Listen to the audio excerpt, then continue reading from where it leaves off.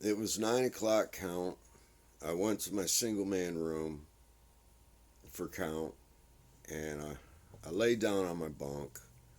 It was cold, I remember, and I pulled the cover up over my head. I could see the hallway light coming through my square uh, glass window in my steel door. And so I pulled the covers over my head, and I could still see the light coming through the pores. And then all of a sudden, blackness, complete, utter blackness. And all in a fraction of a second, I thought, was there an eclipse, a power outage? I mean, all in a second. Now, I was laying on my side, my left side, facing a wall. And so my cell, the room would have been behind me. And instantly, I'm laying the same way. And I put my hand in front of my face. I can see nothing. I'm wiping my eye. I can't see nothing. It's so black. It's so black. And not only that, but I had no blanket no more. And even though I was laying the same way up on my elbow, I sat up on one elbow, I was still laying the same way as I was in my prison cell.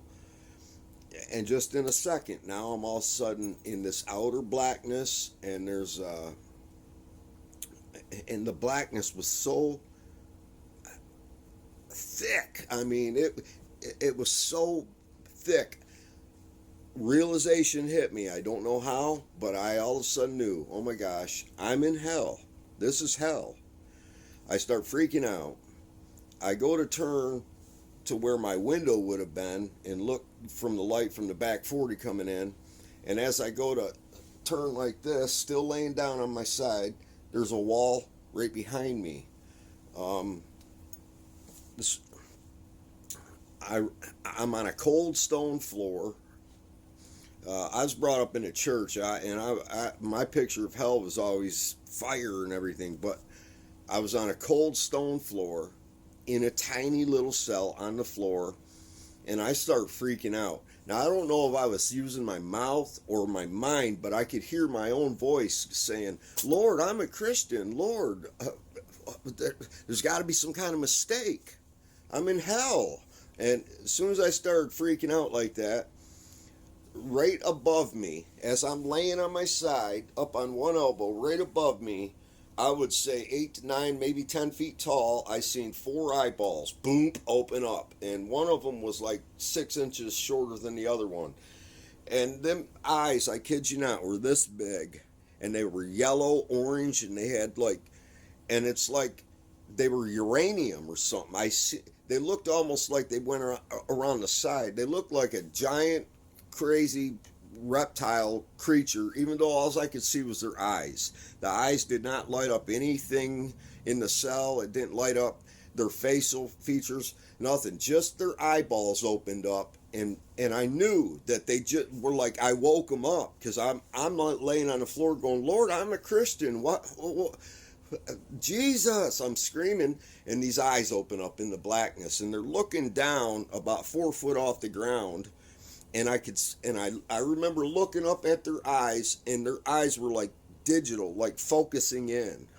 And they kept going lower and lower and lower. I realized if I was to reach my hand out, I could grab their ankle or their toe. They're standing in this cell, these giant, whatever they were, demon, whatever they were. All I could see is their eyes.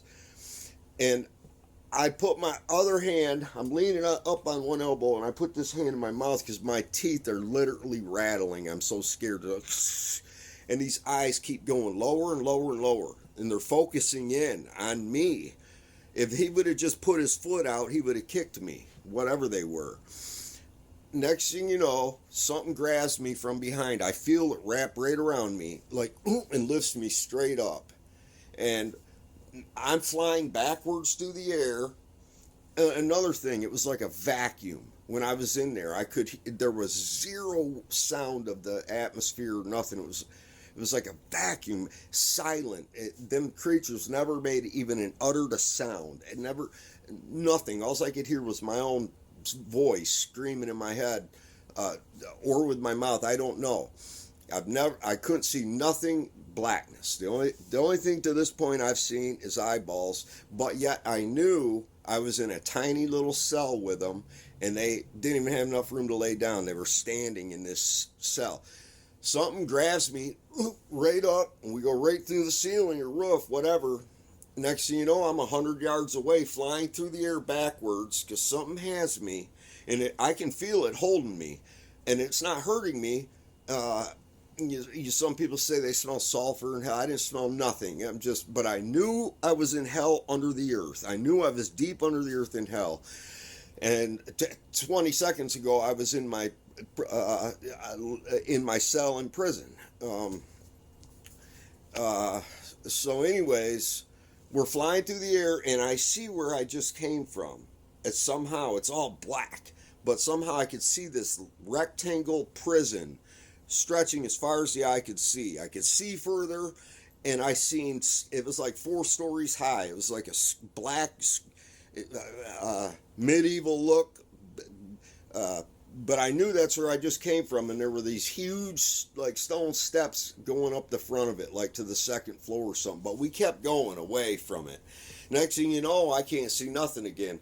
I feel this thing has me, and then it releases me, and I'm on the ground somewhere. I did a 360. I looked all the way around, and I can't see nothing. Nothing. And I start saying, Lord, I'm thinking in my head, my whole life flashed before my eyes, and I'm thinking, Lord, I went soul winning as a kid. I went to church not 3 times. It was Sunday morning, Sunday night, Wednesday evening. I said, Lord, I went to a Christian school till the 7th grade. I pictured a ribbon I got in Sunday school for learning the most verses. All this stuff was going through my head. My whole life was flashing before my eyes. I said, my mom, my dad, my brothers, I'll never see them again. And you think you know what eternity feels like mentally? No. I felt it. I felt what eternity. I knew I was separated from God. I knew I must have died in my brain aneurysm or something in my cell. I knew I was in hell, and I knew I would never, ever, ever get another chance. And when my senses were so heightened, everything. Next thing you know, as I'm freaking out, that being grabs me from behind again, and it felt like it lifted me maybe 15 feet off the ground, and we start going forward. And off in the distance, I see this little glimmering white light, and I'm leaving a lot of details out. I'm trying to get through this. This ain't my cup of tea doing these. I see this glimmer of light, like a galaxy in the middle of blackness. And we're flying towards it. And the whole time I'm screaming.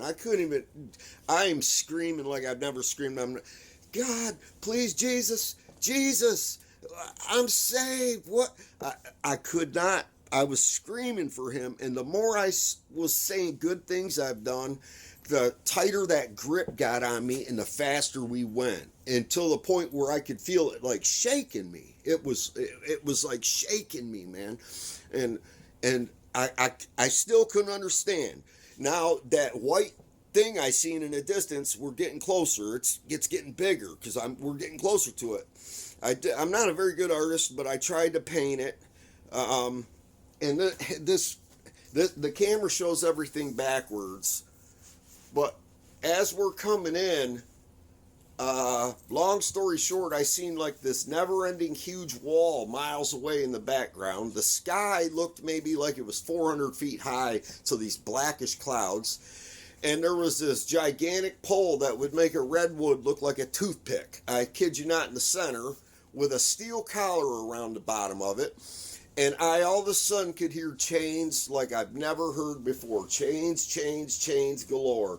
And, okay, and as we're flying it up to it, higher than them, I could see hundreds of thousands of people from, and they all looked like they had no blood in them. They all looked saggy, drainy, zombie-ish, pale white, but I could still tell African American, Chinese, white. I could still tell. And as we're coming closer to them, I I cannot tell you the sound they were making. It was like they were trying to scream with their tongues cut out or something. It's like, and you it's just, yeah. It was so terrifying. I was screaming, Jesus!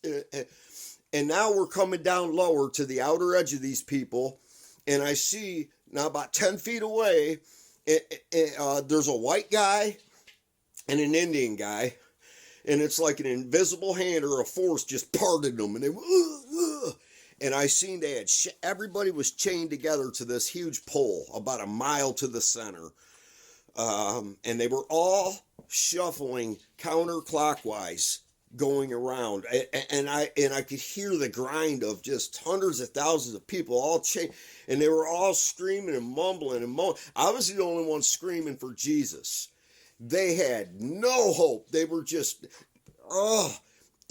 and something parted the outer, a white guy, a little taller than me, and an Indian that looked like, not in nowadays Indian, he looked like maybe 500 years ago or something. Parted them. They were so tight like sardines. Even though they were all naked, you couldn't see private parts or nothing. All their skin was ashen whitish.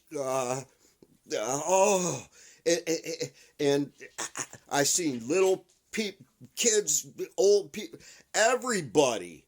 I seen it all, and they were all walking the same direction in a circle. And something parted these two guys, and they went, ugh, ugh. And I knew, and this force had me. It was slowly putting me into that place to be chained with them. And what I didn't tell you is, as I was, before that happened, I was coming up on it, I seen this like thing. It was the only thing that had color. I could tell it was like tethered or chained to the top of this mammoth beam, and it was like, it looked like a quarter size when I seen it, like a light hovering around these people, going wherever it wanted. But as I get to this outer edge and they part two people to put me in, this thing, okay, whatever it was, it shoots over to me. None of the people realized it shoots over to me, and as it came over, it was about 10 feet above all the people. As it came over, they were like, just going mad, terrified of it. And it stopped right above 10 feet up, 10 feet from me. It was tethered to this pole, and it just was, it didn't have a face or nothing. It looked like spaghetti going all like this, and it looked kind of, the only thing it was like palish blue, and it was like billions of slithering snakes. And when it came over, it was the size of a car. It was huge. And all the people were they were all just, and I was looking at them, and I was looking at it, like, what's it doing to them? And they were screaming these, so you wouldn't make that sound if you were being skinned alive or burned to stake. It was horrifying, and it just hovered there, and now this thing starts to push me into the spot that the invisible between the Indian and the white guy. I got so close I could have reached out and grabbed his shoulder. None of them looked at me. It seemed like the only thing that noticed me was this thing that came over, and it was hovering there, and it was just looking at me without a face, but I knew it came over because of me. And this being that had me was slowly putting me in my place, and the literal chains were about to come up like snakes and just get me. And I remember putting my hands up, screaming, Jesus. And when I said, God, please forgive me, I'm a sinner, I put my hands up, and I noticed it's the first time in this whole experience I seen my body, my hand, all of my hands and up my forearms was whitish, ashy like them, except my thumbs. Right around this area was still looked like peachy skin. And I put my hands up and I said, God, forgive me. Please forgive me. I know I'm a sinner. And as soon as I said that, boom, this force that had me, I felt it let go of me. But I went back only maybe a foot, and I couldn't go no further. It's like it was a force. And I started running, and even though these people were walking in a circle, chained up. When I was running beside them, it looked like it was such a massive group. It looked like a straight line. And I'm running, and people are just, I seen a kid up in front of me get kicked out of the line and then sucked back in like a meat grinder. And oh my gosh, it was so horrible. And I was screaming, God, please make this be a dream. Please make this be a dream. I knew it wasn't a dream. I knew it was a section of hell for lukewarm. I knew that all of these people thought they were saved. I knew it. Just like I did. I knew that this, and so I'm running. I can feel my feet on hard ground, like blacktop almost, or stone or something. And I'm running into outer darkness. And I'm skipping a lot of stuff. I'm trying to get to, and I come to like I'm feeling, and I feel like the corner of some ruins. And I look around the corner, and I hear this, like somebody's being tortured. It sounded like a painful, like, and it made me feel sorry, like, but it was so loud, it wasn't, and then the next thing you know, it kept going, like, and it went so long that I knew it wasn't human, and I literally put my head, I was like, Jesus, and I look up, and there's this I'm guessing 100-foot high, arched doorway. It looked castle, medieval something, I don't know. But I thought, what on earth could ever open that huge door? And it was, and sticking out from maybe 3/4 of the way up, there was like a stone ruins, like maybe it used to be an awning of or something. But sitting up way up on that was this giant demon or whatever. But it looked like It looked like a white guy with like curly brown hair. You know, when I pictured King David in the Bible, that's who, I don't know what he looked like, but that's what he kind of looked like. That's what I always pictured. And this thing was just sitting up on this Jedi of rock sticking out going, and it was the most horrific. Oh, it was painful. Then it went to just rage. Like the scream would last for like maybe 45 seconds, 60 seconds. And then he'd go, stop. And then he would do it again. Oh, I forgot to say, in that group, when that thing was hovering, looking at me, the spaghetti thing, when that angel or whatever had me, I think it was an angel, when it let me go and I went backwards, that thing shot away to the center of these hundreds of thousands of people. And I'll never forget, as it went across them people, the horrific, horrifying, painful screams these people were making. I can't even I wouldn't even try to embarrass myself trying to act like horrifying. Nothing on earth compares. And I knew I was that person, the two guys in the Bible that pray, one a sinner, a publican, and I always pictured the one as like, I'm not like that guy, you know, but no, he wasn't. He was a guy who went to church, paid tithes, did good deeds, and we do that. He was basically saying, you know, I'm not, like me when I'm praying in prison, well, I'm not a gangbanger. If I sell dope, I don't rip them off or cut it with, stupid. We're all sinners, every last one of us. I don't care who you are or what church you go to. We're all sinners, all of us. And if you don't look at yourself that way and realize that God is so holy and so righteous that even our righteousness is as filthy rags. If you think you're okay because you go to church and you're not a very bad person, think again. If you have to understand, you're a horrible person. You're a horrible person. We are horrible people. Okay? We're all horrible. And we all have to kneel before God and give him our lives. Die to our flesh daily. That's what being saved is. Christ died for our sins. It's not, don't take grace seriously. Man, I came back up. Something grabbed me again. I'm skipping all kinds of parts, but it lifted me up and so quick. And I thought, oh my gosh, because this thing that was this And when we went up past that door and I looked down on that guy screaming, and I know people say with these feather wings of angels, it wasn't like that. It was like giant skin wings, or black. They were more like a bat than what you see in.